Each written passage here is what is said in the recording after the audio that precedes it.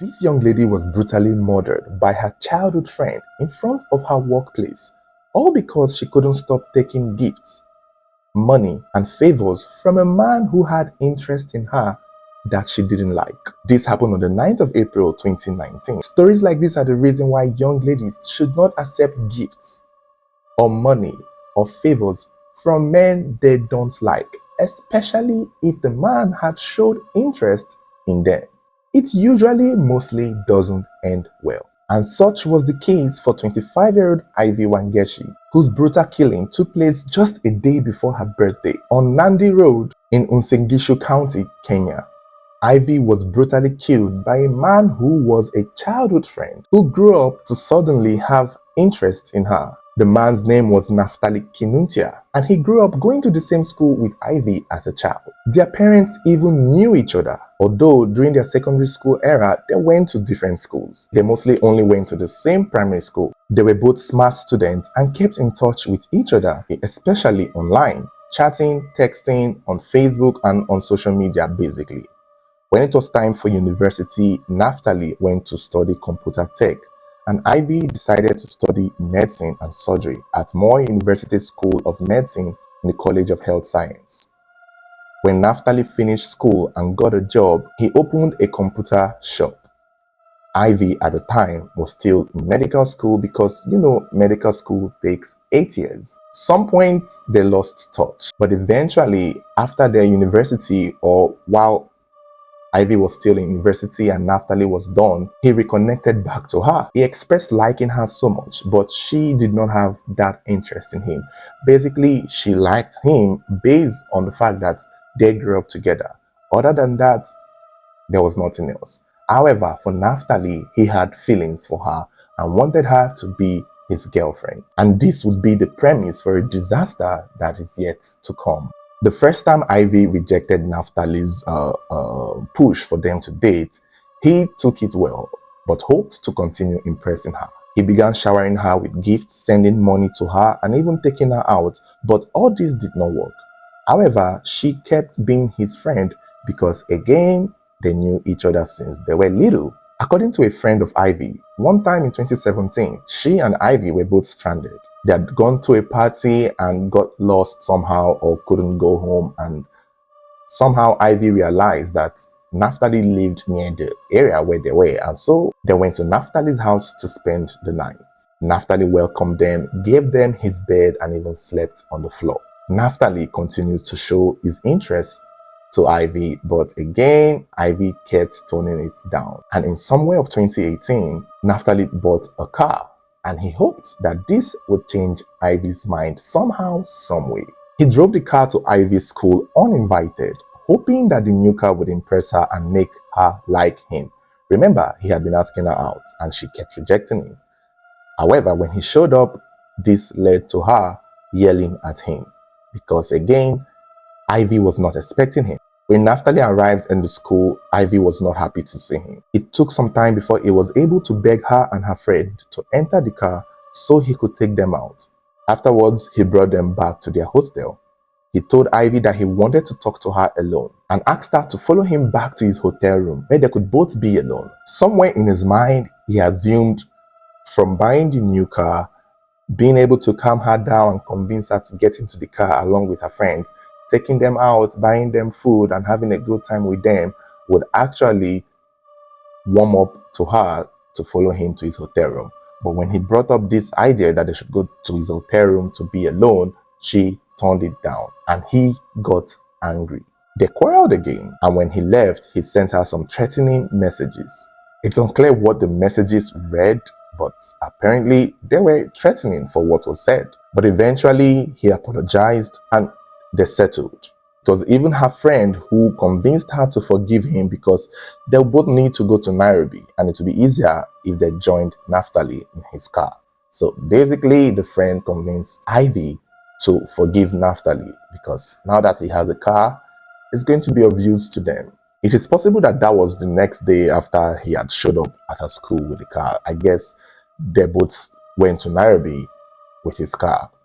The moment they were done needing him for that period of time, Ivy blocked Naftali from calling her and from texting her. And he kept trying to contact her through different means and even lied that he sued her to court. During her birthday, Naftali was involved and paid for almost everything, including the after party.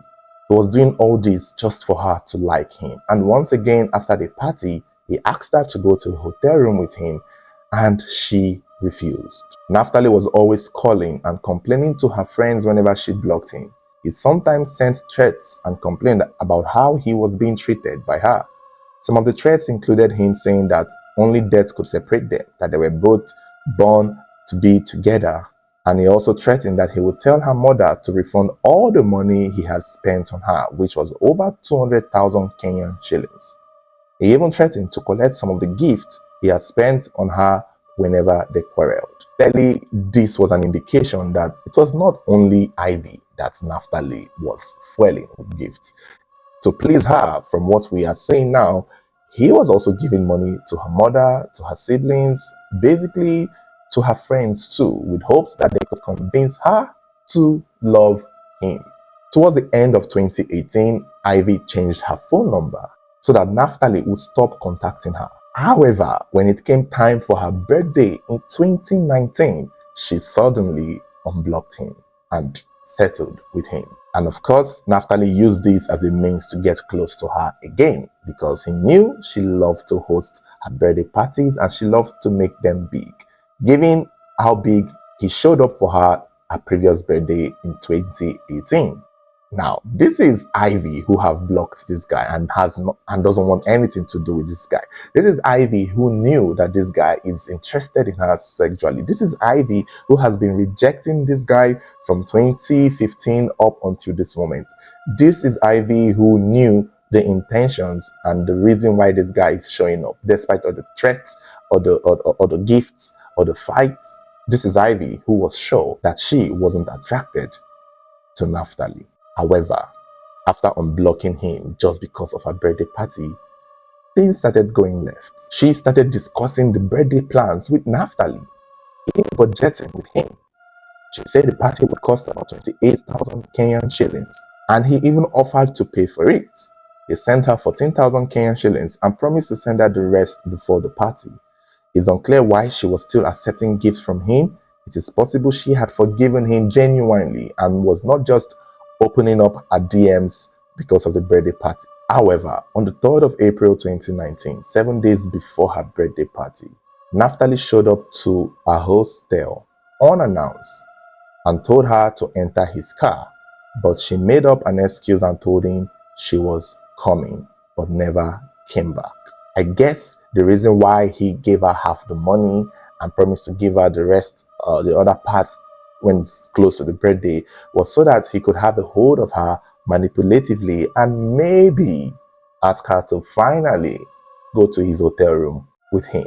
And I think that was why he showed up at her hostel unannounced, because he knew now that she needed a favor from him, which was for the birthday. And that is where he was going to get her. If you also remember, in that previous birthday, he went all out and waited for his reward at the end, but didn't get it. So he's hoping this time he would split it, give her enough to keep her wanting, and hope that she puts out before he pays the rest. But Ivy still said no. She still found a way to not be with him alone. When she told her friends about this, about Naftali coming to school and requesting her to just get in, coming to school unannounced anyway, requesting her to just get into his car, let them go somewhere, maybe his hotel room, they advised her not to go out alone and always to work with other people, because Naftali was becoming too obsessed with her. The next day, he tried to meet her again, but she refused. Some of her friends even told him to leave her. At this point, it was getting serious. On Tuesday, the 9th of April 2019, Ivy, who was said to be at her workplace, was reported to have gone to Moi Teaching and Referral Hospital, Nandi Road, Eldoret, where she was doing some sort of training. Other sources say that she was leaving the medical school hostel, which was probably close to the hospital, with a male friend when she was suddenly attacked by Naftali from behind with an axe. He hit her at the back of her head and she fell instantly. When the male friend she was with tried to intervene, Naftali also attacked him, but he got away. Naftali then went back and continued hitting Ivy with an axe. Some sources even say that he tried using a knife on her neck. At this point, the said male friend that Ivy was with had gone to raise alarm, and by the time he could gather other students to rally behind him, Naftali was done with Ivy. But he tried to escape. However, students and motorcycle riders were able to chase him, catch him, overpower him, and beat him up. He was beaten and attacked with stones until someone called the police to rescue him. While the beating was going on, Ivy was taken to a hospital, but she was confirmed dead on arrival. Police recovered the long axe and clothes of Ivy and Naftali as evidence. The next day, which was supposed to be Ivy's birthday, an autopsy was conducted on her, while Naftali made his first court appearance and denied all charges. From 2019 to 2022, the case was delayed many times due to COVID-19 pandemic.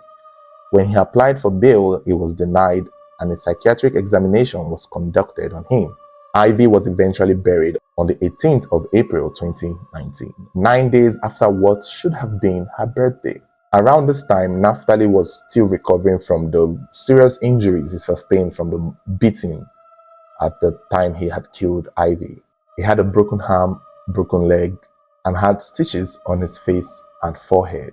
The main trial began in November of 2022. All the witnesses and evidence were presented. Also, the rumors about Ivy and Naftali being in a relationship were debunked by her parents, and a check through their mobile phones confirmed that they were not in a relationship because Naftali was trying to pass it out as though this was a crime of passion, with hopes of getting some sort of lighter sentencing. But one check at the text message and even confirmations from the friends, it was certain that they were not in a relationship, which kind of makes it really bad for him.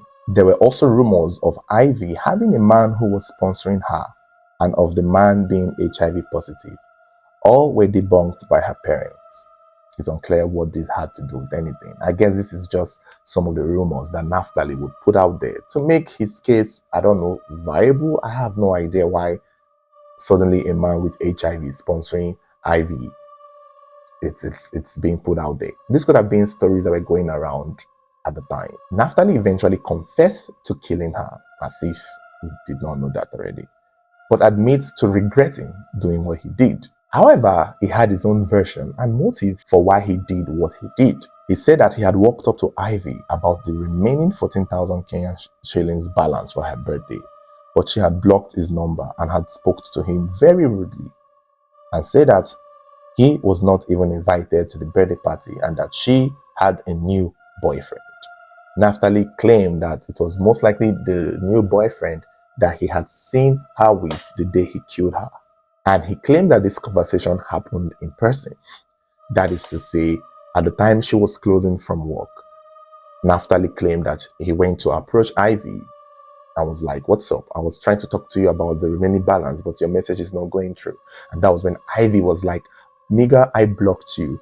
Thanks for the half you've given me, but don't worry, I have a new boyfriend now and he's going to cover the rest. I don't need you. You're not invited to my birthday, so stay away from me, you crazy man." And according to Naftali, he was heartbroken, he was hurt, and as he was going back to his car, he turned around one more time and saw Ivy kissing the guy that she was with, and that was where he lost it, according to him. He said that she did it to make him angry, and that was why he attacked her with the axe. He also said that the knife and dagger found on the crime scene did not belong to him.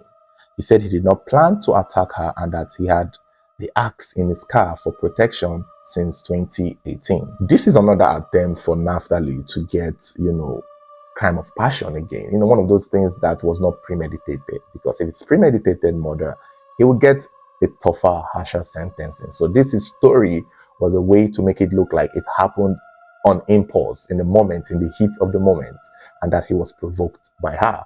However, this side of his story, his claims, was also debunked, especially by the guy who was with Ivy the moment she was killed. The claims were countered because it was said that he did not even speak to Ivy that day and that he just showed up from nowhere and attacked her from behind. The claims of her hugging someone to make him jealous did not happen.